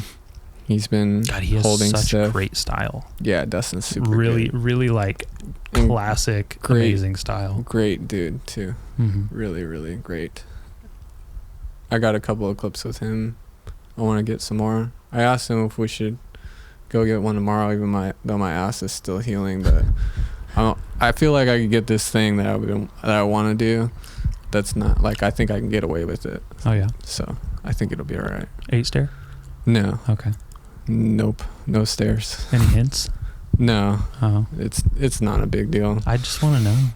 You can tell me after. Yeah. It'll be sick. Yeah, there's a couple. Yeah. Back to like back then. Yeah, just try to keep doing the right thing, you know, and like think positively, like it will work out, you know. Yeah. Like things will, and they just kept working out. And then I was living here in my spot by myself, starting to film Fuck Your TV, you know. And like I got to live here and work and go skate with these dudes and like go out and like, that sounds like the cool, life, you know. Yeah, I made it to like, yeah, this place isn't glamorous, but it's like, I don't know what glamorous is. I don't know. Yeah, but this is perfect. It's pretty chill. This is so nice. It's great. We're sitting in this garage that is yours, and we get to fucking record a podcast. Yeah, and I don't pay this is like the ass for rent here. I'm lucky because it is horrible out there right now. Very. It's really bad. If I had to leave, I'd be screwed. So I concur. It's not cool. Something needs to give, but I don't want to talk about all this nonsense. That's fine. We can talk about. It's just you can't change it. It's so bad. The world's fucked, but it's always been a little fucked. It's always been fucked. I think the fun part is like I always just think of it, like I would always just keep skating through it. Yeah, like, we're just gonna. The COVID thing was hard. Versions of ourselves. Yeah, and no matter humans are so malleable and such chameleons, and the way we adjust and adapt to everything, like this is true. I just like the way you had to adjust and adapt to. But this inflation is insane. Yeah, that pisses me off the most. Very bad. I was paying like $800 in gas a month. It's fucking killing me. I don't know how. I would fucking shit. Oh my god, that's a lot of money. That's a lot of money. That's a lot of money. That should be just rent, and then I shouldn't have to pay for gas period for someone. You know what I mean? Yeah, I try to take the bus to work. I work in Slow, but November and December I have to drive up there because I have to work like long days and I have to be open to like doing things with my car too. Yeah. And so I do that, but I make more money, but it costs me more money for work. But I try to take a bus. It's good for me too, which I'm going to try to get back on that program like really humble next week. To take the bus. I have a lot of pride where I didn't have a car till I was in my 20s. So yeah. I definitely would have gotten a DUI had I had a car before then. But then now it's like, I'm only taking my fucking car. It just takes an hour to get to Slow. It's pretty gnarly, but it's less than a tank of gas for a whole month of commuting. Yeah. So, yeah. You know, that's a lot of money right there. What is it, $2 each way? No, it's $47 a month. Okay. for a pass. That's nothing because a pass. It's not that bad. I never got a pass. I always just did $2 at a time because I never had the day $47 pass is to myself. $5.50 now. $5.50. It used to be $5 back. Dude, it's like $70 to fill my tank up sometimes. Yeah. If not 75. It's fucking wild. 65 the other day. Yeah. Terrible. I could just it's like whose But you got to deal with all the TP to like fucking get this shit changed. Like I will do whatever. Where do I have to park my big rig right now? I'm so mad about the gas prices. Fuck. Open the pipeline back up, please. But taking the bus is like, it's a bitch.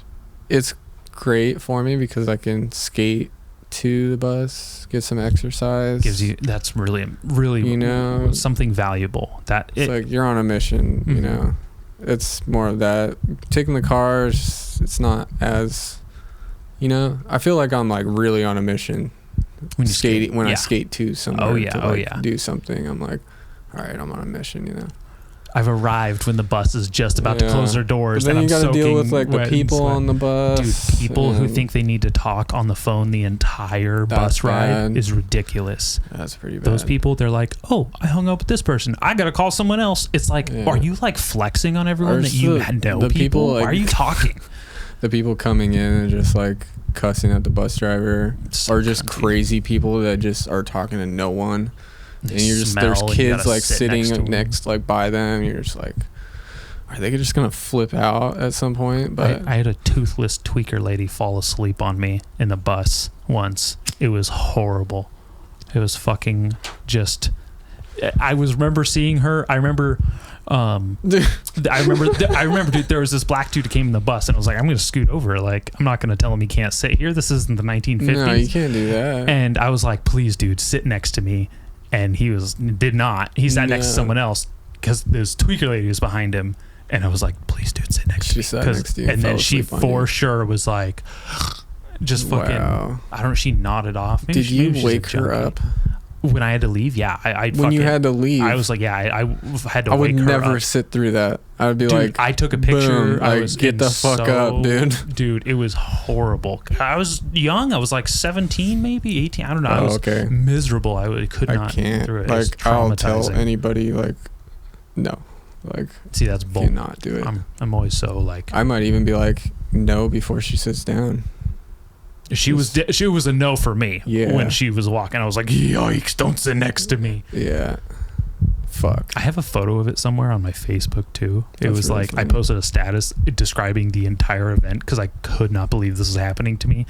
And I got a picture of her fucking toothless ass, mouth open, sleeping next to me. That's so gnarly. Dude, not recommended.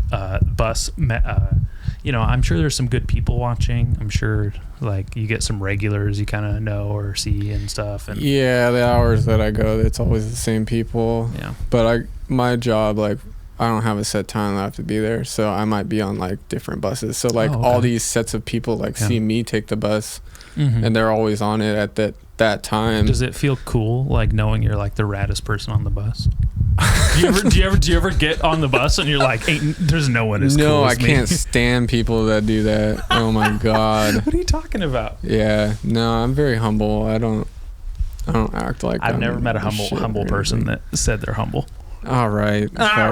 Who's gonna say it if I don't say it? Yeah, fuck. Someone else. Your actions speak for yourself. Your peers will recognize. I don't know. I'm just. I just don't take any shit on the bus. I definitely have a lot of confidence on the bus. You carry a pocket knife or something? I don't now. I used to a long time ago, all the time, but I don't now. I just I don't encounter any problems. I just don't have a problem. And then I think people are scared of me too sometimes. Like, I feel like I can be very scary. Like, I'm very chill. I've been intimidated by quiet. You our entire relationship. That's not cool. Well, you're scary as hell. You're super mysterious. You definitely have the Heath Kirchart vibe about you. And I'm always so quiet. So that's my next point is like, I'm so quiet, but I can be very lit and like tell people they're fucking up. God. Like, I will just lay into you if I really have to, but I'm very patient and like reserved. I will wait, and usually I don't end up doing it. So That's cool though. But- like, and I know what it's like to have a long fuse. I don't know what it's like to be quiet. I've always been a loudmouth son of a bitch. I'm so quiet. I have yeah. microphones in our hands. I do better in closed settings with people. Like this. Smaller groups, yeah. And like Me too. one-on-one stuff. Me too. I can't like. We're in a group, whatever. Everybody's talking, and I'm just standing there, and then somebody's just like, "Why are you so quiet?" I'm just like, "Fuck, dude! Like, You're just not the one to. you guys talk a lot. I don't know. You guys never shut the fuck up. I'm not loud enough to talk over people." I get very frustrated if I don't get a chance to talk sometimes. I felt like I've been talked over so long growing up, and I was very quiet for like high school years, that it's like now it's like there's no way I'm letting someone else take any glory that's mine. Just in a completely non-humble way. Yeah, fucking Teresa likes to talk a lot. Does that kind of very- fill that like It does. for you? She's funny. She's super funny. She's awesome. Does she ever call you out like, why are you so quiet? Or does she just know? She's understanding by now. Yeah, no, she doesn't trip on me like that. She knows me. That's probably why she likes I you. call her out. Yeah. I call her You out put, when you she's put the talking restrictor bullshit. plate on her. Yeah, when she's talking bullshit, talking about, I'm like, you sure? You sure about that? I don't know about that. Yeah. No, she knows a lot about a lot of stuff.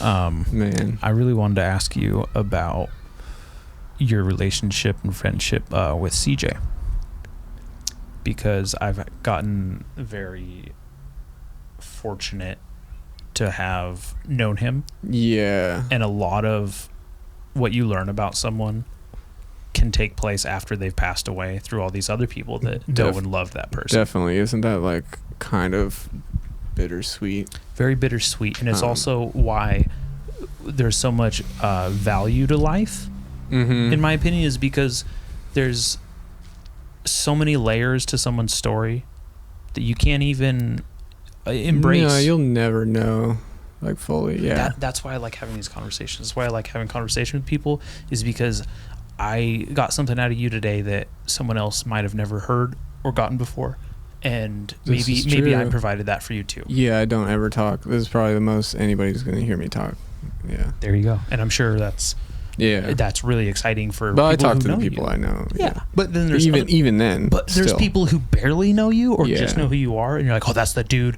I went to his premiere video. Fuck yeah, he films. Scary guy because I'm a kid. And then they're going to hear this and they're going to go, dude, he's kind of fucking like a cool guy. He's normal. Thank God I can maybe I'm a lot approach him, different you know what I mean? than I was years back, Well, and I've this been trying to isn't be years like back more now. open and like, I talk to kids like when I come across them and just like, give good vibes and like just try to encourage people. I just try to be more outgoing and that came around like about the time I was filming Fuck Your TV, Yeah. like all that, like being with Fat Pile and like how they were and how, they did a lot for me, just being who they are and like being them. So I'm just like very grateful for like knowing them. Me too. I am too. Yeah.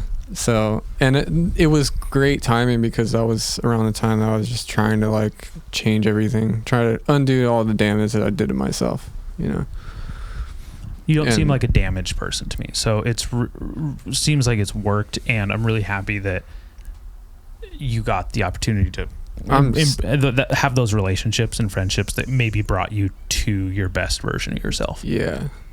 Thank you. I mean, I still struggle. None of us are a finished product. No yeah. one. Yeah.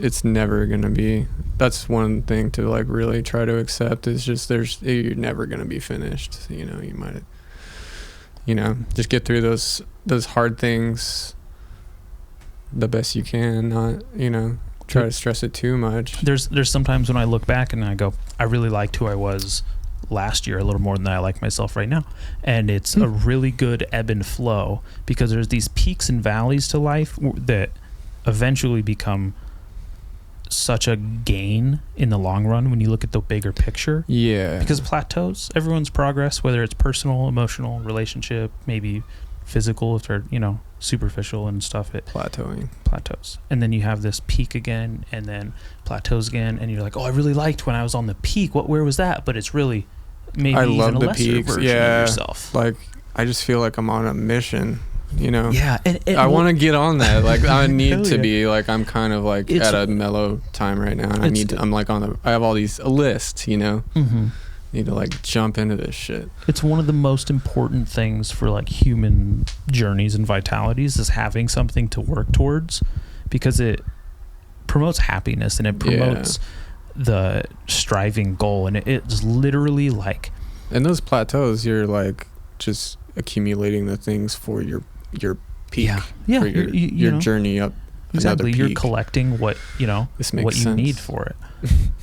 And the like you said earlier, you wish you had a video you were filming for, because I'm sure you having something to work towards, like a video, gives you a sense of purpose, and that is absolutely I love doing for you. that so much that like I'm accumulating all this stuff that I need to do right now, you know, but it's not a Leading up to video. a video. It's not a video, so I'm like, it's not as exciting, but there are some things that I'm looking forward to as well. Well, it's different genre of purpose now. Yeah, I bought a bass guitar and I want to learn, but it's gonna be a long road, but that'd be really sick. I'm really excited.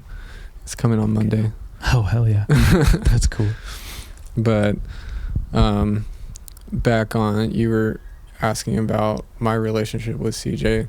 Like, I didn't know, I'm not like super close to anybody, but I am, but like I'm not like you know, like I've always been like so closed off and shit that like even the people closest to me, like I'm not super close, but I am, you know, like we are close, but the way that I am, I'm like like proximal, like I don't see you every week, but when we see each other, you see someone you know, you have that. I am close to all these people, but that's why, I mean, I just know so many people that were so close to him, you know. Same. And like it hit them very hard or whatever, and like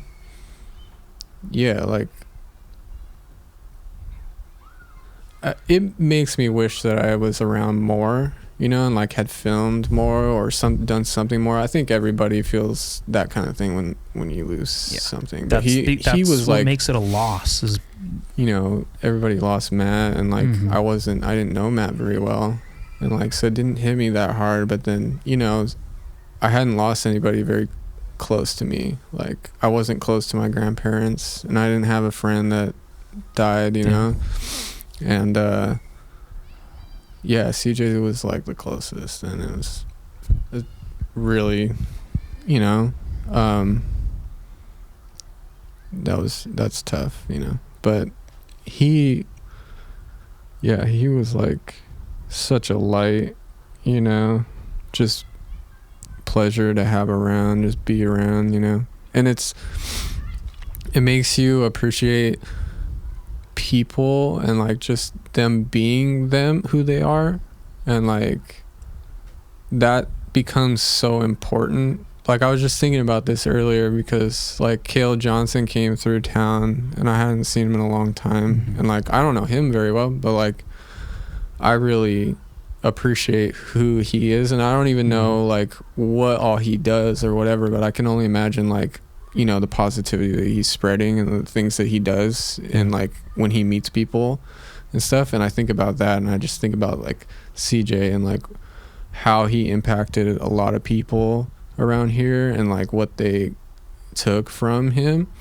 and like that just becomes so valuable. I just feel like that's very valuable, you know, like just that, like the impact that you make on people and just the good feelings that you give to other people is like so valuable. It just echoes in all of their lives, and that connection is going to be there through their losses, their next losses, when we lose them themselves, when we go, everything. You know, like he influences so many, you know, so many things. Like I think about like such a pillar of the skate scene, and the whole identity of this culture of skateboarding on the Central Coast. To me, it really truly is like such a vacancy to not have him. I know he did so much for like just the artwork and like being at the rec announcing the like the Fat Jams and like just that was a really just fucking like cool I could just see him just bouncing around, you know, just like making noises. Like I loved when he would like make a noise. Like he would come up to me after a trick they got or whatever, and he would just like buzz his lips together or just make some weird sounds like up to the camera and then like give me 5 and like so cool. I was just like that shit was just like can't gold. replace that. No, like very very fun person. Last time I saw him was that Fat Jam on Halloween. Really? Yeah. That was a really cool. I shared a really cool moment where we. Wow, that was a long time before. I'm way. Yeah, it was a long time before. Well, you were like living somewhere else. That's true. Also true. Yeah. I was lucky. I was lucky that he came out because I know he wasn't skating it very much at the time, like last year, and like I was very lucky that he came out and got a couple of clips with me. It was sick, and because I know that I was like stoked to see him do like other things, you know, like just take care of like normal life shit and like do like he was like going places and like they, you know, it just not as much skating but chilling, doing the homestead stuff and like really cool. I was just like, you know, I was like, this is sick. It's inspiring when someone else can take like, that undertaking. But But he came out and like did a couple of things, and very fortunate to have that footage and have it in that video and like be able to like, you know, just give thanks to him by just showing that and like showing it. And it's like, honoring who he is and was, and you got like this. Yeah. It's epic. Those clips are epic to me. I know he's such an epic skateboarder too. He's cool. Fucking kicked ass, dude. It was fast. He's always like so fast. Yeah, I think I want to do this, and I'm like, are you sure you want to do that? Like, I don't know, dude. Like, I don't know. He's like, yeah, you know, like crazy. Like one of the few people who didn't need a pull in for spots all the time, just hauled ass into him. It was sick when he ollied barbecue land on a cruiser, just pushing. That's fucking bananas. It was sick. He was throwing tray flips on it and like almost doing them kind of, you know, like catching them kind of. He probably could have done it, and he probably could have done it like on a regular board, but it was cool. He was like throwing tray flips on barbecue land on a tiny, like his cruiser was like small. It was a shaped board that like Shay cut for him, and like fucking it was sick. Can't believe he ollied it on that. Shit was sick, dude. That night was fucking epic. It was during the day it was the jam for Matt. And we were all at the rec, everybody, you know? Yeah. And you were probably there, I don't know. It was early last year. It might have been January. Okay. I was probably there. I couldn't imagine me not being there. It was probably around the time that Matt passed away, and that's probably why we were having the jam for Matt. Yeah, it was super fun. The year after he passed. Yeah. Right? Okay. Well, so he passed 2000. Yeah, it was 21. So 2 years. Oh, okay. 2 years. Yeah. 2 years, and we were all there, and I wanted a heel flip barbecue land so bad. I was like, well, you're a heel flip guy, dude. That's so the funny. first trick I ever learned. Really? Yeah. You're not a kick flip guy. You're a heel flip guy. Those are special people. I like fakie flips better, but I can't do a fakie flip down anything. But kick flips, no. But yeah, I wanted a heel flip barbecue land super bad. Because Gus skated it. I saw him skate it like fucking 2 years before that, or like longer, and he did front shove on it, pushing. He fucking pushed up to it and did front shove during the day. It was on a 4th of July. A little less cars out there. Pretty gnarly. I don't know. Holidays are great skateboarding days it for was gnarly. spots like that, like ones that are a little more high profile by businesses. But this, I was like, let's go to, I would like roll past Gus and be like, barbecue land. Okay, I can hear it. Like, I gotta get him on do here. it. So we ended up all going home or whatever, and then everybody was down, and we went at like 10:30 or something, 10 o'clock at night, and lit it up with the generator, and like. Anyone hassle you? No, cops were driving by, and somehow they just didn't. They just didn't. I won't say it, but I think there was something that influenced them, but I won't say it. I don't even know the details for sure, but I think there was some kind of like influence that kept the police from us that night. Okay. And we were there for a good like hour and a half. All right. But we were pushing at it, like, and it's uphill to get there, and we were like, me and Gus were both pushing, and he was making it to the street, almost backside flipping it, like pushing? Yeah, pushing. And I would fucking push my life away trying to get there, and then like I felt like I had it, and I would just case the curb. I just couldn't get it. I gave it everything I had, and like could not make it, like, and like kind of like fucked up my knee a little bit. And so I stopped, and I started filming the long lens of the backside flip. Gus was still trying, like, going to town, trying to get that, like, stomping him out there in the street. It's a pretty gnarly bump, like, it really bumps you. And really? Okay. And then all of a sudden Bruno came to the light on his little fucking like Vespa with his girlfriend. And like pulled in and shit, and I was like, "Oh fuck!" I wonder. I think I didn't know anybody hit him up, or if somebody hit him up, or if he just showed up randomly. But he started towing us in, or towed Gus in, and Gus got that backside flip, and it was sick, dude. It was so fucking good. And then I was standing there. I was like, "Oh, my knee like kind of feels better. Like I should fucking try this shit." So started getting towed in. I'd never been towed in on a spot, and it was fucking gnarly, like going that fast at that thing, because when you let go there's nowhere to go but off the bump, because you're going so fast. Like you can't get away from it. Like you gotta try. You're going off of that bump, and like the level of trust you have to have with your friends too, to like make sure that traffic is correct. Yeah. Were you thinking about very sketchy Heath Kirchart doing that bump to that street? I wasn't at that time, but yes, that was a really good one. Was all my that first night thought. and shit. But yeah, I haven't done that many like big heel flips, and that was like the best one I'd done. But I was going at it, like sticking in the street. I like to point the heel flips out, and I was trying to do it like that. And every time I would try to bring it back, I would just be so off balance. So I would just stick in the street, and it was all chudded right there. Like after the gutter, it's like chudded, and I just like hang up in that and like eat shit. And then like some of the last tries, I didn't hold on long enough and case the curb, like was going way too slow. Yeah. And so the one that I did, I was like, okay, I'm just going to try to flip it straight and slow, and I'm going to fucking hold on like way longer than those.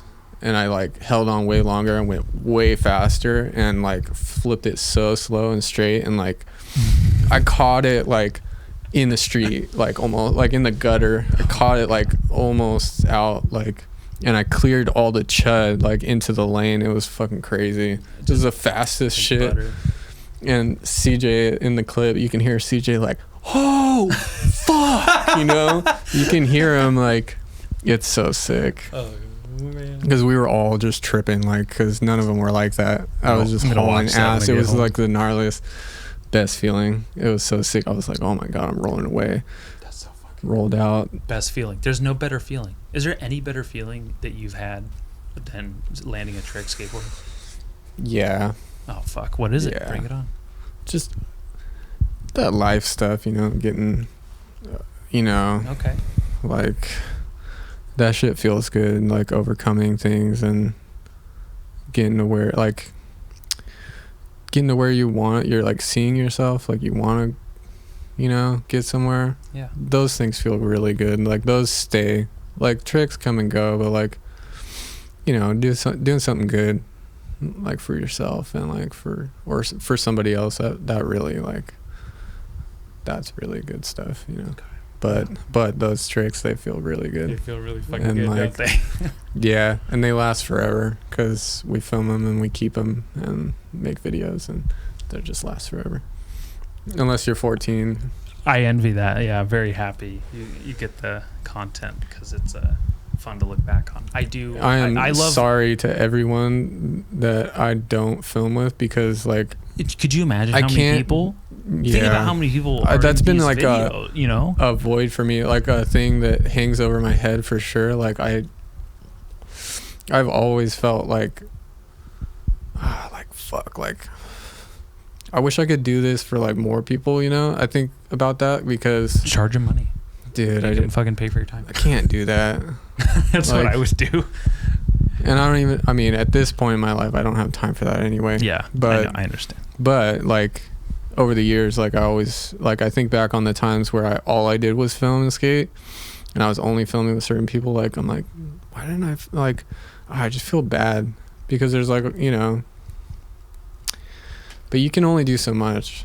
And it brings me to like you're only one person. Yeah, how last year was that like kind of weight on it. I couldn't like film an extensive part of anybody really, like a very extensive part, you know. That takes a long time to do, and like it's a lot of work, and like I just had so much to give, and I just gave what I could, you know. That's like, enough though. And as soon as I felt like I couldn't give anymore and I had to focus on some other shit, I had some things come up in my life, I was like, okay, I have to stop filming now. Like I wanted to go till August, but I stopped in July just after CJ's funeral. Yeah. And just because some things happened, I was just like, okay, this is out of my hands. I have to stop now. That's okay. So I had to tell everybody, letting you take a break. And that's hard to like tell, you know. But everybody was pretty supportive. They were just like thankful for what we did, you know, and like. I wish it was more. Yeah. Always. You definitely. You can't make anybody happy. You can't make yourself happy. You got to be like. But that video is about that time, that like the amount of time, those times. Yeah. Like that's about like that time, and so everything's filmed in that time, and then just like try to figure out what it could be and what it should be, and like I spent a lot of time editing it too. Like not a lot of time at once, but like over time I just worked on it a little bit at a time and like let it sit in my mind and like really took my time with that shit. And like this one I tried to do everything so well. Do you have like a finished product in mind when you start editing? Like do you have like an idea that you strive towards, or does it come along in the process? No, it's all figured out before you edit. Really? Yeah. Okay, you have like a blueprint. So I'll just be going through, you know, I listen to music at work. I listen to music on the way to work. Like I'm always trying to find what it should be and like what sounds good to me and what I want it to be. But first I think about the footage that I have, and I'm like, okay, what could it be? Okay, like D's gonna have a section, like okay, like Justin has like this much, like can throw the homies in there, and this could be a section, and then like, you know, I want to have my own section. You write it down or anything? I don't write anything down. That's all up there? Yeah. That's cool. And then, you know, got that. I was like, okay, the fat pile. I had this like general idea in the middle of filming. I was like, this is what it could be. And like, I didn't know the order or anything until late. I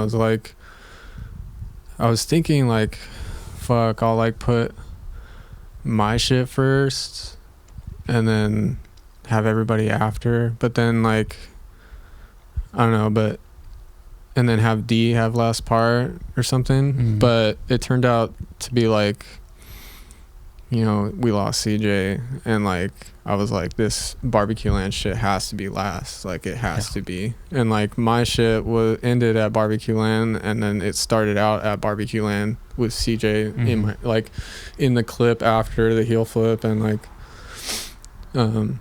I was like, it has to end with that back three that Gus did. Yeah.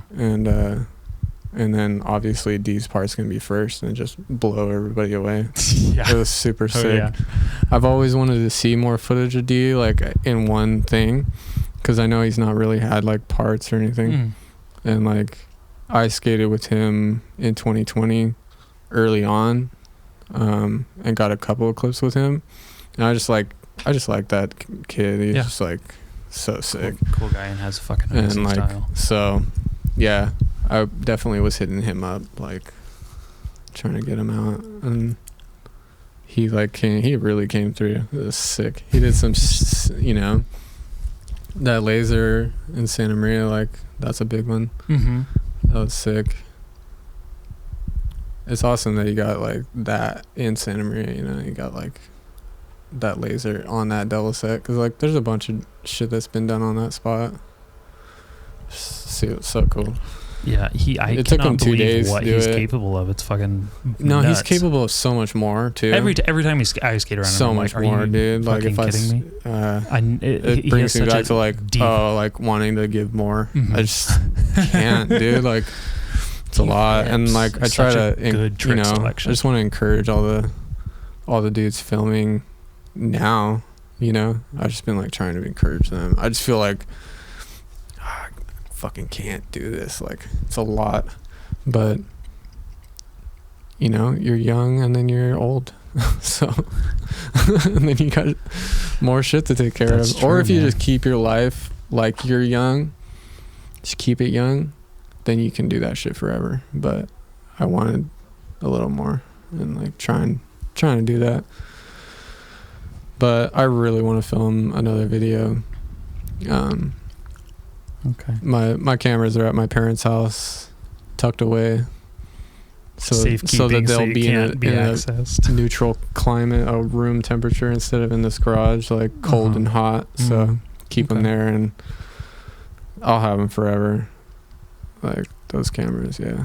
I think you've kind of inspired me to go film something of my own for the next upcoming year, just this whole year. Even if it's just phone clips. Like, that's what honestly. It's not about like who sees it, what it is. Like it's all about like an expression, it's like. That's what I want to capture. I want to capture some self-expression and just have some fun. There was like a couple of years where I didn't film, and I just like would make like phone clips and shit and just have fun.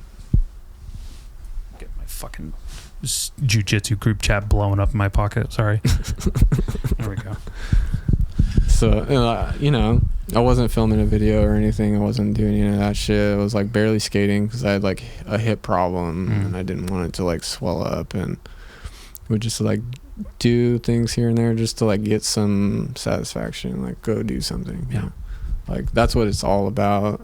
It's true. At the end of the day, if it's something, one or two little things. Yeah, if it's something big like what we just did, or if it's like just a little thing you did on fucking Saturday, and you got a bunch of clips and like fucking, it's something, That's so true. Yeah, fucking, because that is like a lot. It's a lot to do. Like, who did the artwork for that? I mean, like, is that all just? I cut apart the Fat Pile logo and the Secret logo, and I did it on Procreate, and just like it looks great. Yeah, on Procreate too. Yeah. Okay. I've wanted to fuck around with Procreate for a long time. It's sick. I got an iPad like last January. That's what I need, is an iPad. I got an iPad because I have all these. Because I was doing all that wood burning and shit, and I wanted to be able to like come up with some designs or something. Because I don't draw that much, but I would like burn existing art. I wanted to like those wood burn things too. And Scotty thank you so hit much me for up today. Doing he was the like, knife. He was actually like it's really funny. I was at Teresa's job, like I brought her a bev, and then I was leaving, and Scotty texted me. He was like, "Hey, give me a call whenever you can," and I'm like, I wonder what's wrong. Like, I hope nothing bad happened. Yeah. I hope nothing bad happened. Like, please. That's like a dangerous message. Yeah, and I called him. He's like, oh yeah, I thought about like telling you like, nothing was wrong or what. I was like, oh. That would have been cool if you did, Scotty. Come on. It wasn't that long. I called him right away, and he answered. Yeah, I bet you're probably fucking nervous as hell. Yeah, I'm quick with it. I don't like that, but no way. He was just wondering if he was like, how long has it been since you burned like any pins? And I was like, oh. Like, okay, let me see. I was like, let's talk about it. A year and 4 months. It's been a long time. So he's like, wanted to get one. And I'm like, fuck, I need to like maybe do a little bit of that. I was like, I might be down. I'll let you know like in a little while if I get around to doing some. I have everything here still. But yeah, I haven't burned anything in a year and 4 months. But that's because I wanted to be outside. We were in fucking quarantine and I was just burning wood and chilling, like doing that. It was great. It fucking filled. So one of the nicest feelings ever is to get a package. Chill. It was really cool too. Just like people wanted to like get some. I was like, wow, this is cool. It's really like, cool. It was cool. It is. I'm not like a super good artist or anything. You gotta like, understand it's cool. It was cool. I was like, damn. Because I like them, like, you know, I'm sure other people like them too. You did that one on your vest there? Yeah, this little guy. That's fucking badass. I like the little ones. Dude, I'd get that tattooed on me right there. That's awesome. I need one of those. A little tattoos of your work there? This is like one of the first ones too. I feel like it looks like most tattoo worthy. It does when I feel like it changed once I started burning more of them. I'd probably get that fucking one you did of my drawing with the wood burning tattooed on me. That one's sick. That one looks way better with the wood burn than my little drawing. That was before I figured out the pins or the epoxy or any of that. I was like, I'm just gonna like burn some stuff and like gift it to people because I like wanted to burn other shit.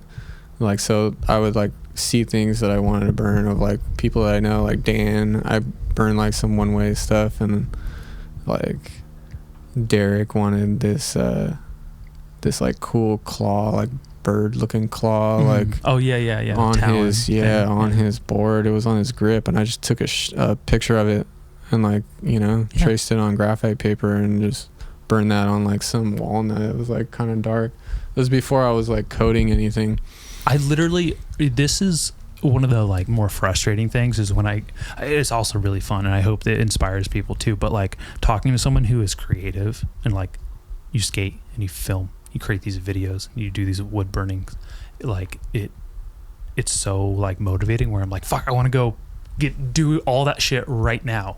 And I hate when it's like I get home and then it's just like Netflix or I'm on my phone. That's and then been it's all me that for like stuff, a while. All that cool stuff I wanted to do. Oh fuck, it's gone. You know. Well, where like that motivation. Dude, I just came out of like finishing that video and stuff, and I'm like the last couple of weeks I just been like.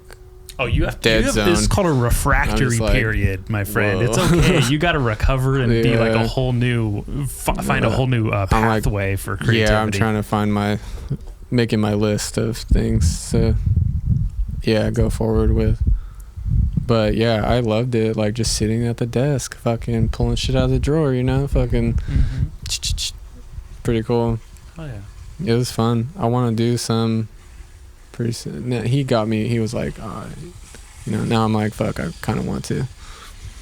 I've been burnt out on it, but I gotta have Scotty on here and Gus now that you mention it. Yeah, you do. I mean, a lot of people you mentioned are people that I would have on and want to have on. Pretty much everybody. Regardless. Maybe this will spark it. You could just have a whole series. Just like 3 or 4 in a row, just the crew. Yeah, you already had Ben on here. Yeah, I thought that was kind of interesting to have him on so early compared to like a lot more people in the kind of and like D-backs. Well, I've known him since I was like, I don't know, 16, 15. Yeah. I have a picture that's like 11 years old. He looks the exact same. Yeah, I had him on. Well, also when I was living in fucking Oceanside, it was so easy to just be like, Danny, what are you doing? He's like, nothing. I'm like, did you want to come up, skate, and like hang out? He's like, yeah. So he'd come over, skate, watch movies, and then just be on a podcast because there's no one else to really hang out with, and it's just like we just go hit up a skate park and any skate park because there's so many. There's so many great ones. It was a really great time. So cool. I loved it. I don't miss my roommate. That was a mess. heard some shit about that. Yeah. Teresa, she would tell me. Oh, really? Yeah. Oh, yeah, man. Fucking bring it on, Teresa. Let her rip. Yeah. Man. It just turned into. Sounds rough. I didn't know I had the esteemed honor of having the dumbest person in California as a roommate. So Yeah. also one of the most insensitive people. But it's There's not unheard of because no self-awareness. It's so, I mean, I'm sure so we're all bad. guilty of it, but when you see someone like take the fucking championship belt, you're like, Yeah. okay, this is, what did I do to It's deserve not this? uncommon though. No, it's not. I've heard of Bad some. roommate story. I'm sure there's way worse roommate situations. It just sucked. It had to like end up that way. Yeah, I won't talk about the guy. It's pretty funny. That's though. fine. You don't have But yeah. Not my roommate. I never had a roommate. All right. But fuck, dude. Well, dude, any parting Mm. thoughts, stories, comments, questions? This is your time to shine. It's you've done a really great job Thanks. so far. I'm surprised because I don't talk that much. But this was good. You're also, just like most people, welcome back anytime. If you ever just want to be like, hey, I'm can we have down, another one? I dude. have like 10 other things I actually prefer I'm to talk down, about. dude. You gotta get one of these dudes on there. Mm-hmm, for sure. Oh yeah, I'll fucking listen to that. Sorry, I'm not the biggest podcast person, Dude, I have to listen to music. I'm Don't. like, Yeah, no, well, and I've kind of changed where it's like I don't even listen to music very often. Mhm. It's a treat when I listen to music. but this 'cause I is listen to very podcasts so much. special. This is a really cool thing you're doing. Thank you. Fucking Appreciate it. Yeah. This is a really cool thing you're doing here with these fantastic. thank you. know, This one was very special. And it felt special. it It felt is, really yeah. like pure, and it like felt like the like changing of a season. You know what I mean? Yeah. It was like we came out on the other side. It was like we went in the theater with like some chips on our shoulders about the way the world is, and we came out with a lot of relief. And it was like Man, a lot that- of stress and tension. That means a lot because that's how it felt. I was like, it was like a I was huge sitting on it for catharsis. so long, and I was like, fuck, everybody needs to see this. And I think that like that period that it was gestating and then was released was really It felt like important. it was late though. I was like, damn, this is like, It was so I think nice it and was good. such a great way to start the year off. yeah, It really ended was. It ended up being really good having it this year, like the beginning. What a great night. Thanks for coming again. Dude, thank you for doing this. Yeah, dude. I love you, man. Sick. Love you too. All right. Bye, guys.